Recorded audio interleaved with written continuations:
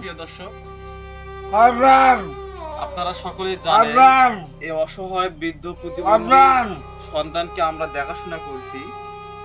তো আমরা কিন্তু প্রতিদিন তাকে কিন্তু তার সাথে রাত্রি যাপন করার পরে আমরা সকালবেলা তাকে বাথরুম সারার আমরা কিন্তু গোসল করিয়ে দিই। এটা প্রতিটা দিন আমাদের নিয়মে থাকে। তাকে সকালবেলা তাকে বাথরুমে নিয়ে যাওয়ানো হয়, তারপর তাকে বাথরুম সারানোর পর আমরা গোসল করিয়ে দিই।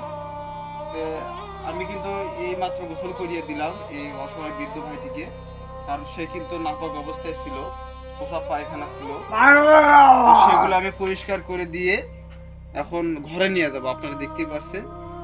তো এই অসহায় বৃদ্ধ প্রতিবন্ধী সন্তানকে আমরা এভাবে প্রতিদিন সকালবেলায় গোসল করিয়ে দিই। গোসল শেষে তাকে আমরা খাবার দিয়ে থাকি।